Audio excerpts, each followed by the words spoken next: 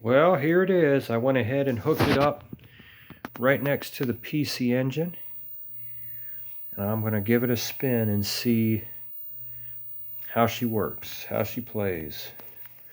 Let's try Super Mario Brothers 3 first. One moment. I need to do anything.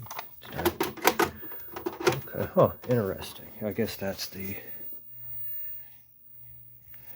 Okay, so it has like a cartridge block for when you don't have it in there.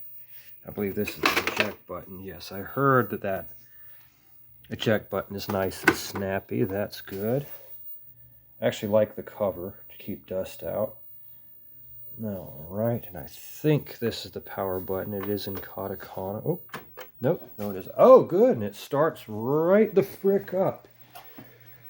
Let's grab a controller and play a bit. Obviously, most of you, myself included, have... Oh, darn it, I should have taken the ties off before I started this. Most of you have played Super Mario Brothers 3. Let me see if I can do this while holding the freaking phone. I'm going to set the phone down. 1 second.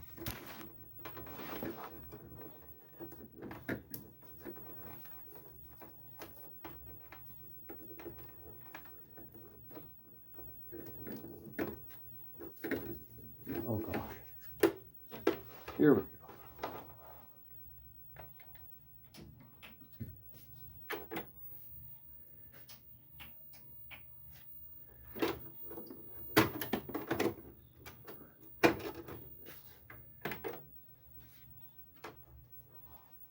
Okay. Oh, good. The sound's working, all that. I don't think there's too much of a difference, if anything, other than maybe some text between the Japanese and the American versions of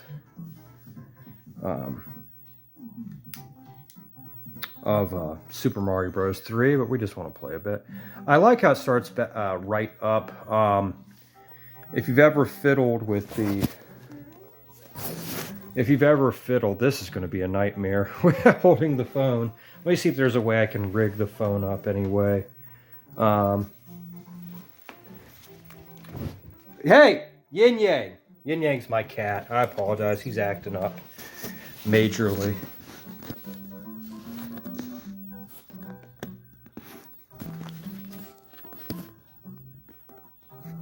Okay, I think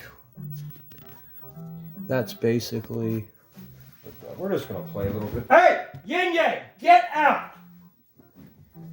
Get out! I don't know what his deal is. If I don't pay attention to him 100% of the time, he is a spoiled kitty. He just acts like a jerk.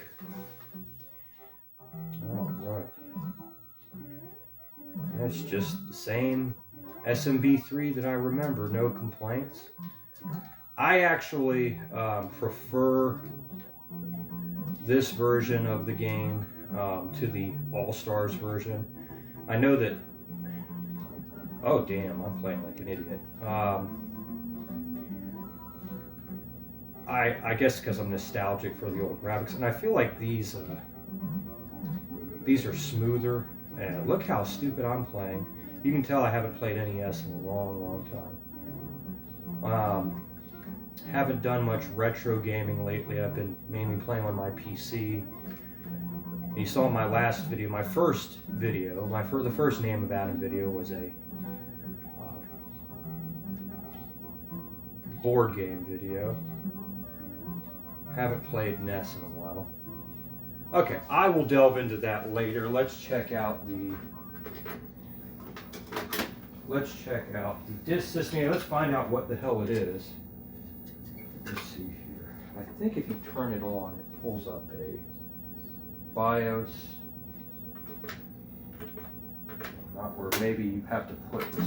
How did I know that? How did I know that if you put the close... Okay, that switches it to disk mode. It doesn't just close the cartridge slot, because I remembered I couldn't get a cartridge in it when I had that switch on. But when I do that, it switches it to the Famicom disk system mode. Okay, so this is side A.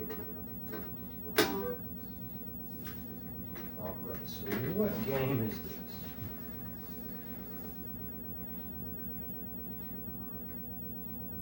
This is probably one of the black box games, isn't it? I don't know. Oh, it's Metroid. Hell yeah. Hell yeah. That is a happy surprise. I know that 1986 Metroid is quite rough.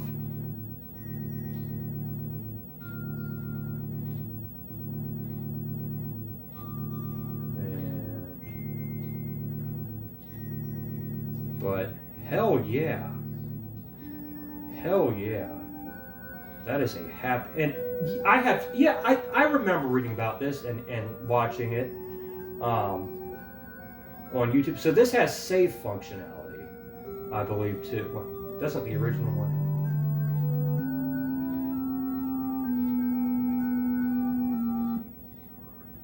I believe, I forget. I think the original, oh, it has to read off the disc. Okay, so this does have loading. Okay, so that's not something I'm accustomed to is it telling me to switch the disc? I'm going to give it a few moments. I cannot read Japan. Oh, it's probably telling me to switch the disc. Okay, so I'm going to switch to side B. So we're going to switch it to side B.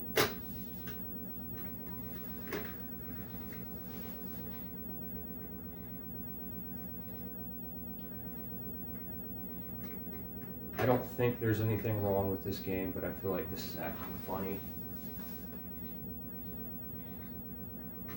Unfortunately, I do not know Japanese, really, to be able to read this. I saw B, so I assumed it was telling me to switch it to side B. Okay. Okay, yes, I was supposed to do that. Old technology.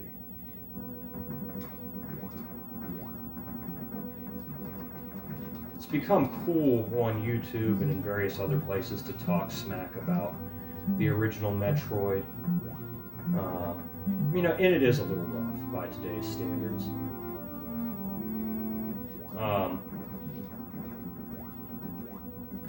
Let me see if these... Oh yeah, the turbo switches work. It looks like, unlike the PC Engine ones, however, they only have 2 settings. PC Engine ones, the first party ones at least, have 3 settings. They have an off setting, a mid setting, and a high setting. This just has off and high. That's fine.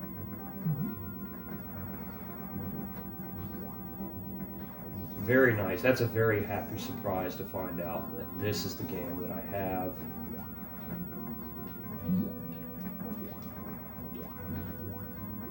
Very nice.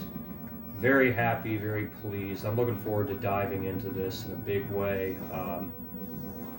I also ordered an EverDrive, which is on its way. I'm a big fan of the EverDrives. If you know anything about me, any of my friends will tell you that. Unfortunately, my Mega EverDrive for the Genesis, which is, mine is dated by now. Now they have EverDrive. I think the EverDrive Pro has Sega CD functionality without the need of a Sega CD. And there's other things like, is it the Mega SD that has Sega CD functionality? I forget.